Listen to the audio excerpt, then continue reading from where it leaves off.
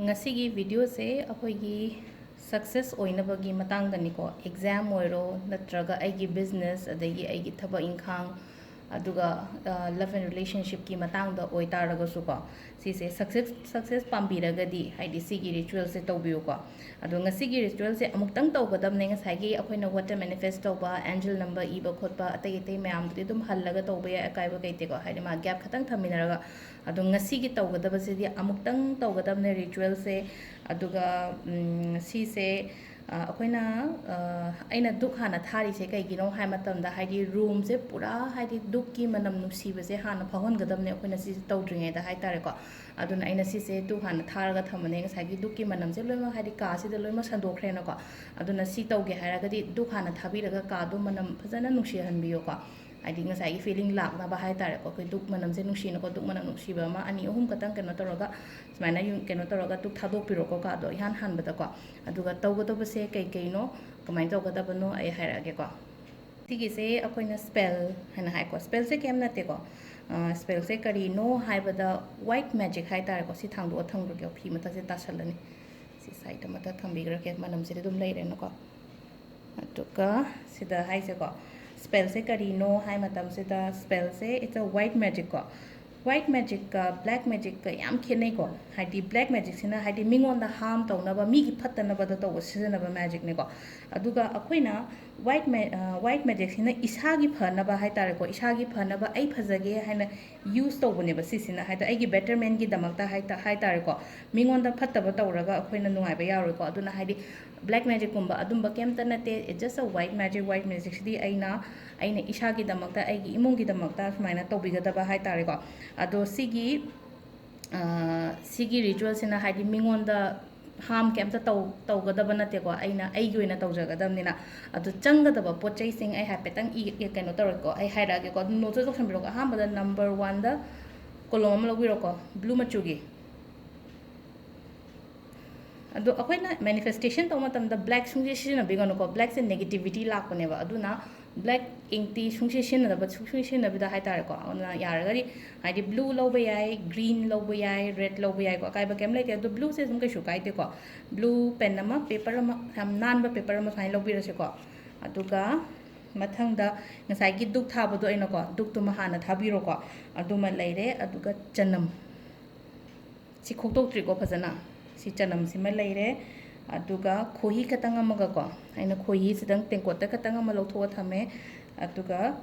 vinegar katang amaga ko vinegar khangena koi chaba sina ba vinegar doni ko koi gi noodles kumba hobada kai da hap white vinegar do aduga smaina jar macha ma katang hai ta transparent ba ko ta macha ma hai ta ko yam chawba loroi ko yam chawba loba gi darkar ta de ko si se khoina kona ritual se loira matung da keno lebak manung da phum gi da bane ba aduduna haidi achouba phajaba lobagi darkar oide icham chamba aina sise karpur hapakpagi pot ne ba ko haidi sise oina lawre ko aina ado sida leire changadaba pot mayam sina sida loina leire aduga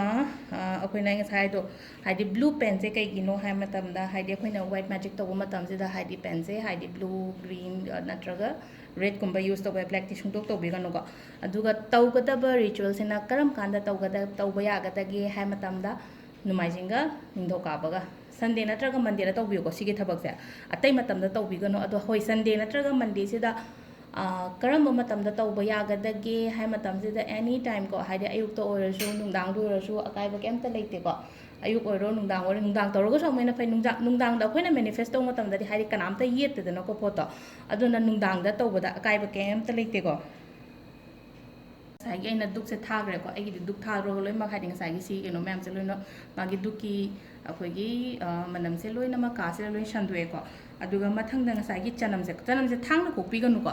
थांगना खोपगी महत खुद नोइनो खोपियो केगी no high मतम दाग ता हनबिगनो चनम से दा खोको मतम से दा अखोइना थांगना गुम्बा खोप लेरगदि खितंग कखिबा सुम याविनो को सि अखोइना खुदना समाइना तपना खोपिरनो को चनम से अदुगा से लेरे को ado kita kemta akoina kemta soidare ko sida kino to matam se ko chanam se aduga chanam se akoina si kota sida hapchan biwani da kota sida hapchalani aduga vinegar nga sai akoina kino tawgi bado vinegar se drop ohum katang haina hare se ko sida drop ohum katang hapkadamne yam haptoi nate ko vinegar se sida haipetang chamasna tawraga drop ma ani ahum drop ahum ama thadabigare ko aduga mathangi sena akhoigi ngasai akhoina khohi thamgibado ko khohi sisu khoigi chanam sigi mathak sida tahanbiu ko khohi se akhoina hapa matam sida keno sida loina mak thungalle ko khoi chanam gi masa mathak sida loina mak khoigi khoi se loina mak sida leire thungdaba jaga ngai jule hapsan birase ko sida leire makha tabada kaino togadabse haragi ko simadi leire na ko aduga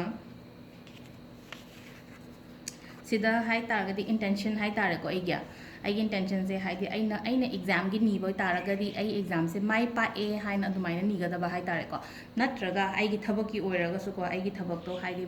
hazik phangye no ko present tense use to gadam ni ko manifestation to matam da always ai thabak se oire ai nungai re ai pisa pai re natraga hai di ai na ba phare hai na dumaina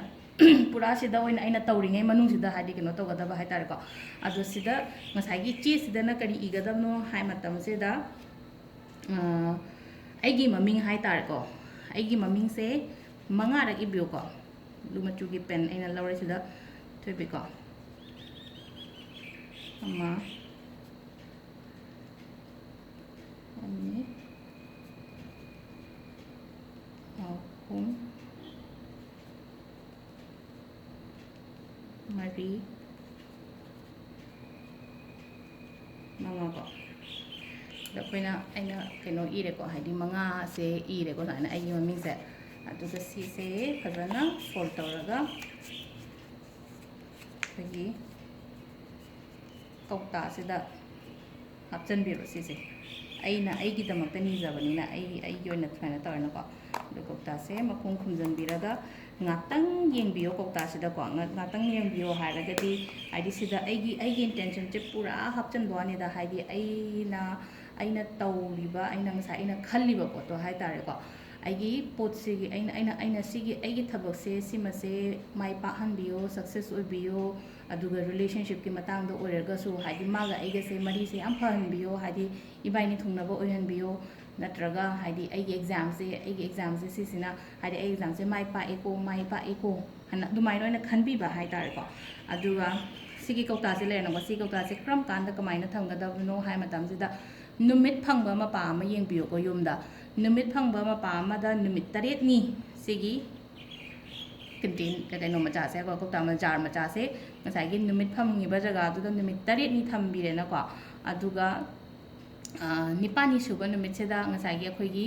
lebak ki manung da phumjan biyo ko aduga si se life ta amuktang tawgadam ni ko haidi mingon da share tawbodi ai ko ai imung natraga te adu isa gi oina hanjan hanjan tawbi ga no si de amuktang aina pamyo poto adu dang ningbiyo aduga amuktang tawbiyo si se ko 7 days se haidi nungsa phangada ma mafam gumba leina ko adu da tawraga main tawbi ba ko adu sida leire ngasi gi akhoi gi